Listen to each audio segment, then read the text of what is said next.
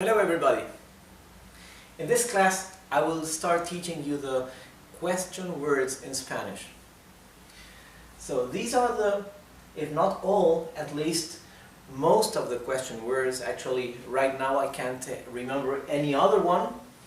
So I will teach you exactly when and how these words are used, what they mean, and now we'll see a few examples using each one of these. Okay, so question words in Spanish. In Spanish we would say palabras interrogativas en español. Palabras are words, interrogativas means question words, right? En español for in Spanish. Okay, first of all, quién or quiénes means who. Okay, we use quién for the singular and quiénes for the plural, right? So if we are asking who did this and we are meaning one person, implying one person, we would say ¿Quién hizo esto? Now, if we know many people did this and we are asking who as which people made this, we would ask ¿Quiénes hicieron esto? Okay? For example, then ¿Quién hizo esto? Would be who did this, right? Or who made this, okay? And in the plural, let's use another sentence. ¿Quiénes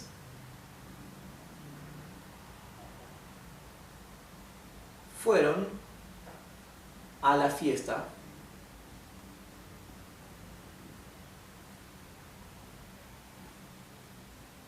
¿Quiénes fueron a la fiesta? Who went to the party?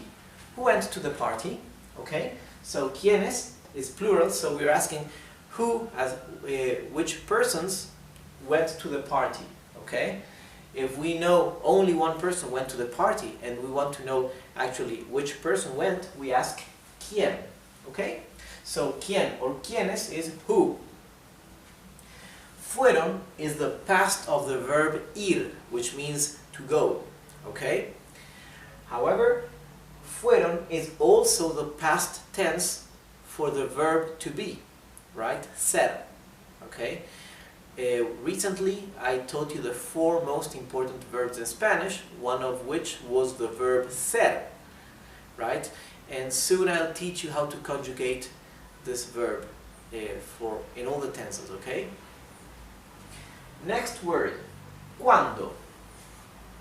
¿Cuándo means when. When. So, an example is ¿Cuándo viajarás? When will you travel? ¿Cuándo viajarás? For example, ¿cuándo viajarás? When viajarás, will you travel? Viajarás is the future tense for viajar, to travel. Okay? When will you travel? Remember, in Spanish, we not only use the closing question tag, question mark, we also use the opening question mark at the beginning of the sentence. This is important because, as you can see, we do not change the structure of the sentence in question sentences in Spanish, okay? In English we do. So in English we invert the order of the subject and the verb, right? So when we are reading, suddenly we see that the sentence begins with the verb and not with the subject. And that's how we realize that it's a question and we have to change the intonation of the phrase, right? In Spanish, however, the structure is exactly the same. Therefore, we need to open the question mark so that when we are reading, we know we have to change the tone, okay? Here, whenever we have a question word, it's very clear, because if any sentence starts begins with any of these words, we already know it is a question, okay? But we have sentences that do not necessarily begin with these words and still are questions. Like, for example, ¿eres Juan? Are you Juan? Are you John? Right? Now, if I remove the question marks, this is not a question anymore. ¿Eres Juan?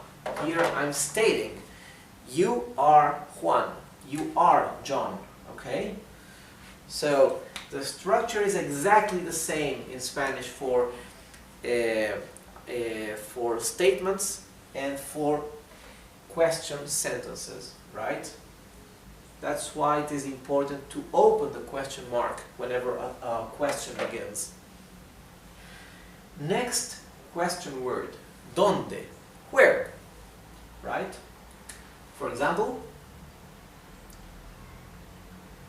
¿dónde está mi libro? ¿Dónde está mi libro? Where is, está, with a tilde. Where is my book? Where is my book? ¿Dónde está mi libro? Está is verb estar. Recently, I explained verb estar is one of the 4 most important Spanish verbs. Okay? Good. ¿Dónde está mi libro? Again, you can see I opened the question mark. As you can see, all the question words in Spanish have what we call tilde. Okay? It is the Spanish accent. The word tilde in English means something different. I know that this is a tilde in English, right? Okay? And I know that in English you call this an accent. However, in Spanish, the academic word for this is tilde. And the word acento, which also exists in Spanish, acento, just means the strong tone, the strong tone that each word carries. For example, libro has no tilde in Spanish. However, the acento, the accent, is here on the I, because this is the vowel that carries the stress, the tone stress, right? We do not say libro, we say libro. The stress is on letter I, right? So here is the acento of the word, even though there is no tilde, okay? So I'm explaining this for you to see that in Spanish, acento is not the same thing as accent in English. Very similar, but not exactly the same. And this is tilde in Spanish. Okay? In my original lessons, I have a series of 6 lessons where I teach you all the rules of the Spanish tildes. So if you want to know when and how you have to use the tildes, which follow very precise rules in Spanish, you can go to the index and find those lessons. Now, ¿cómo? Means how. How, for example. ¿Cómo llegaste? How did you arrive? ¿Cómo llegaste? ¿Cómo llegaste? How did you arrive? The verb llegar, because llegaste is the past tense for the second person, for tú. The verb is llegar. Llegaste is past. And the verb llegar can mean to arrive and to come. So, ¿cómo llegaste? Can mean either how did you come, or how did you get here, or how did you arrive? Okay? Good. Regarding the tildes, Spanish has 4 basic rules of tildes, or of Spanish accents. The 4th rule of tildes explains that there are many words that carry different meanings, and to differentiate the meaning of the same word, when it's one meaning it carries no tilde, and when it is the other meaning it must carry the tilde to differentiate the 2 words or the 2 meanings from the same word. Okay, so all these words that carry tilde, here the question words, these words also exist without the tilde, but then they are not question words anymore. They have a different meaning or a different function in a sentence. So you will see the word donde without a tilde, the word cuando without a tilde, the word adonde or the word que without a tilde. However, whenever it is a question word, it must carry a tilde. Okay? Next question word, por qué. Por qué means why. Let's think an example.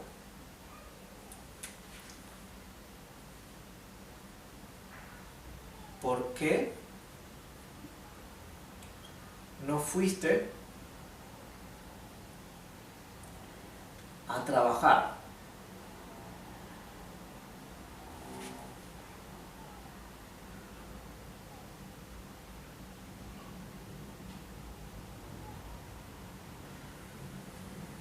¿Por qué no fuiste a trabajar? Why not go to work? Okay?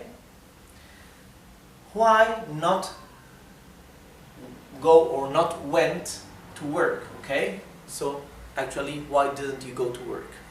Right? Fuiste, as you can see, fueron. Fuiste is also the past tense, simple past for the verb ir, the verb to go. Only that fuiste is the conjugation for second person in the singular for tú or you, while fueron is for third person in the plural, for they, right? Good. ¿Por qué no fuiste a trabajar? Why didn't you go to work? Trabajar means to work. Now, ¿para qué? This one is very similar. ¿Por qué means why? ¿Para qué means what for? What for? Example. ¿Para qué es esto?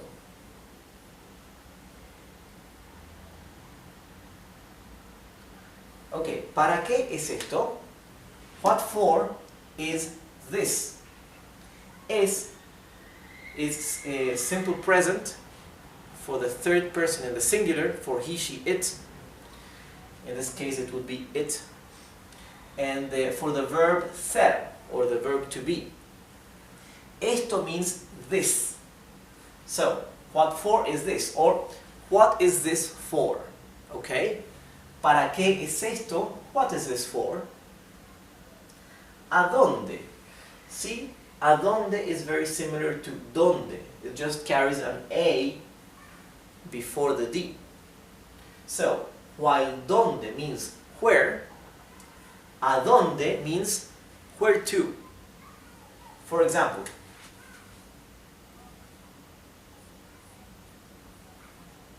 ¿a dónde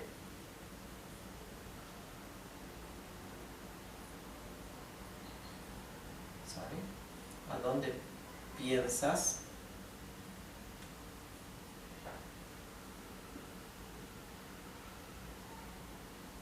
¿a dónde piensas viajar? ¿A dónde piensas viajar?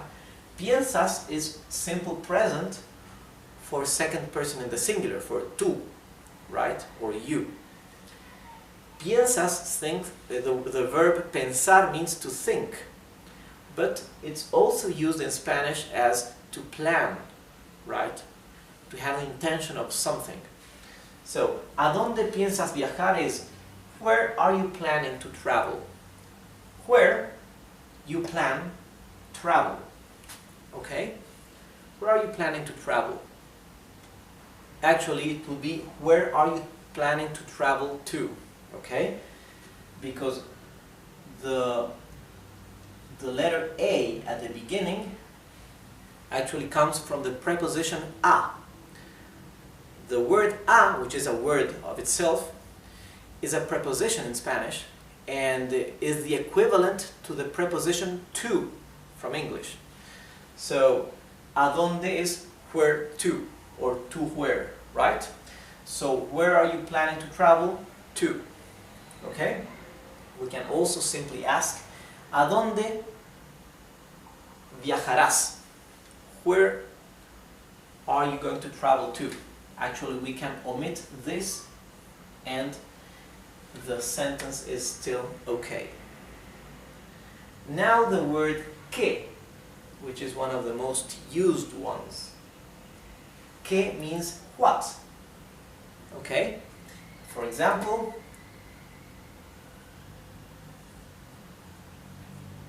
¿qué es esto? What is this? What is this? ¿Qué es esto? What is this? Okay? Remember, in Spanish, we do not change the order of verb and subject, right? As in English for question words. That's why this would be, what is this, right? That would be the correct order of the structure. The last one, cuánto or cuántos. Okay, this means how many or how much. So, cuánto, without the S at the end, is for uncountable, would be how much. And with the S at the end would be how many, for countable, okay? So remember, to remember this easily, remember that plurals in Spanish carry an S at the end, letter S, plurals. So, it's logic that would be cuántos with S at the end for things that we can count, that we can pluralize, okay? Like trees, coins, birds, whatever, right? And would be cuánto for things that we cannot count, like water, air, money, etc. Okay? For example. Oh, and I forgot to tell you that this also, cuánto and cuántos also change to feminine to cuánta and cuántas, okay? For feminine. So, would be cuánta and cuántas, right? Cuánto and cuántos would be for masculine, cuánta and cuántas for feminine. Alright? Now, if you're asking something and you don't know if the thing you're asking about, whether it is a masculine or feminine thing, actually, because nouns in Spanish, it has nothing to do with gender, right? Just some nouns are categorized as having a masculine article and some other feminine article. It has nothing to do with man and woman, or masculine or feminine, or male and female, okay? So, and if you're asking about something and you don't know what would be the right article, then how do we know whether to ask cuánto or cuánta? So the answer is, by default, if we are not sure whether we are asking about something feminine, by default we switch to the masculine form, okay? That's the by default in Spanish. Example.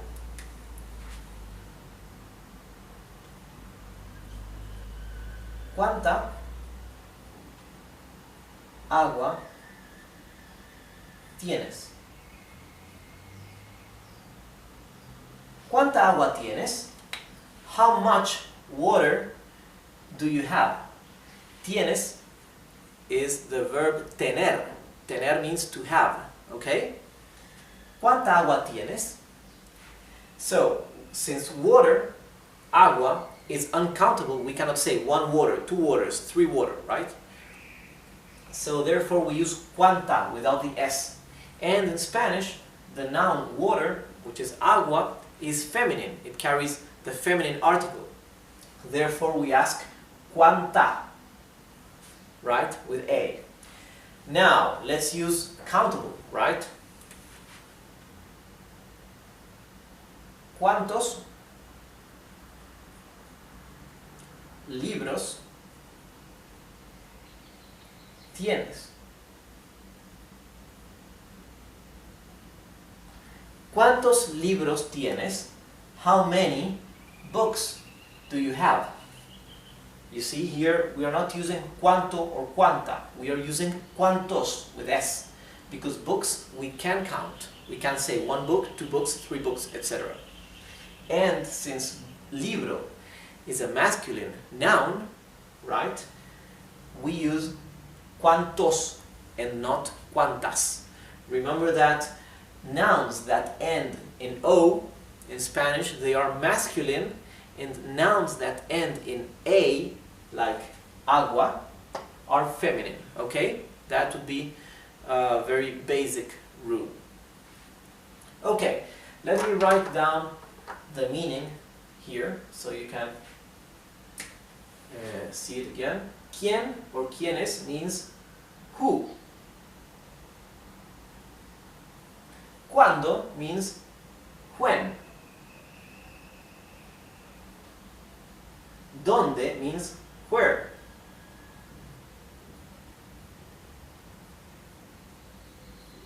¿Cómo means how. ¿Por qué means why. ¿Para qué means what for.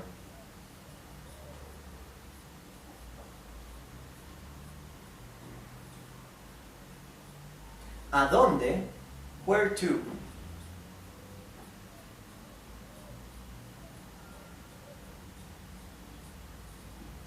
¿Qué means what. And cuánto or cuántos would be how many.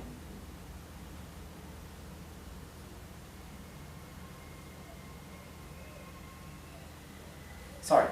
Cuántos or cuántas would be how many, and cuánto or cuánta would be how much. How much. Okay? So let's read once again all the sentences. ¿Quién hizo esto? Who did this? ¿Quiénes fueron a la fiesta? Who went to the party? ¿Cuándo viajarás? When will you travel? ¿Dónde está mi libro? Where is my book? ¿Cómo llegaste? How did you arrive? ¿Por qué no fuiste a trabajar? Why didn't you go to work? ¿Para qué es esto? What is this for? ¿A dónde piensas viajar? Where are you planning to go, to travel? Or ¿a dónde viajarás? Where are you going to travel? Or where will you travel? ¿Qué es esto? What is this? ¿Cuánta agua tienes? How much water do you have? And ¿cuántos libros tienes? How many books do you have? So this is the end of today's class. I hope this made it clear for you to understand how to use each one of the question words in Spanish. If you have any questions, don't hesitate. You can write to me, comment in the video on YouTube, right? I'll be glad to answer your questions. And if you need to increase the size of the whiteboard, on the lower right corner of your video screen, you have a button in YouTube to switch to full screen mode, okay? There in the full screen mode, it will be easier for you to see and to read all that I have written here. So thanks for watching and being with me, and I'll see you in our next class. Goodbye.